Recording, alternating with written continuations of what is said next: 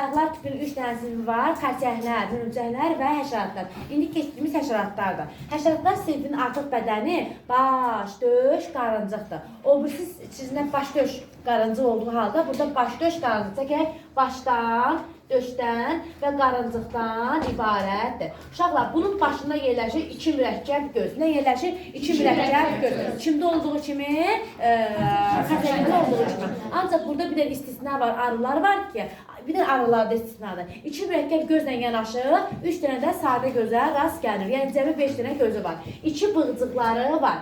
2 bığcığı var. Xəsən kimlərdə 4 bığcıq, hörümçək kimlərdə 0 bığcıq, həşəratlarda 2 bığcıq var. Kəsbə şəkilli, mişar şəkilli, lövhə şəkilli bığcıqlara rast gələ bilərik. Ağızlar ya cəbrici, ya sorucu tip ağızlara malikdir. Döşləri həmişə 3 buğumdan ibarətdir. İsə buğumdan 3 buğumdan ibarətdir. Hər buğumdan 2 dənə ayaq çıxır. Neyinin? Hər buğumdan 2 ayaq çıxır. Yəni bunların 6 dənə ayaqları var. Ancaq cüzülər digər buğum ayaqlardan fərqli olaraq təkcə yeriməyə yox, həm də uçma orqanlarda, qanatlara rast gəlinir. Desək ki, bütün cüzülərdə qanat var, bu cümlə səhvdir.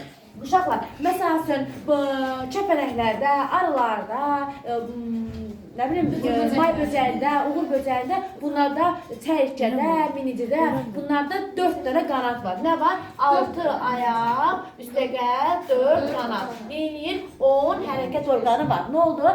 6 ayaq, 4 qanat, bərabərdir 10 hərəkət orqanı var. Amma milçəklərdə, acıqaratda ikinci cüt qanadı vızıltı orqanına çevrilir.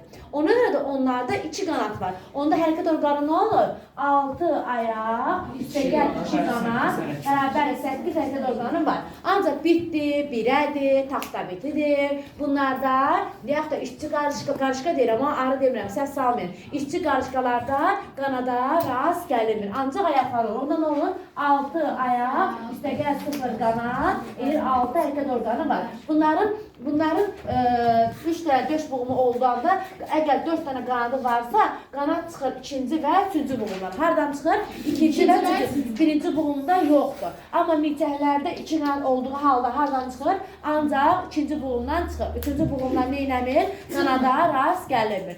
Ayaqları da buğumlardan ibarətdir. Hansı buğumlardan ibarətdir? Bir ayaqda 5 buğum var. Hansıdır? Çanaq, burma, bud, baldır, pəncə. Nə oldu?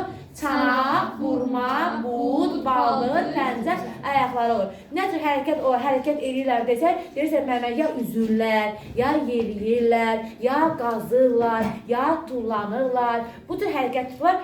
Tapşırığın sonunda da kitabın sonunda tapşırıqda biz bunu görəcəyik. Məsələn, birinci ayaq qarışqan ayaqdır. Neyini? Yürüyücü ayağa malikdir. İkinci ayaq cüzülərin, su cüzüləridir. Su üzücü ayağa malikdir. Üçüncü ayaq çərkənin ayağına olur. Bu nə olur? Tullandırıcı ayağa malik olur. Dördüncü isə qazıcı, dana dişinin ayağıdır. Qazıcı ayağa ibarət olur. Və hər ayaq neçə buğumdan ibarət oldu? 5. Hansı oldu?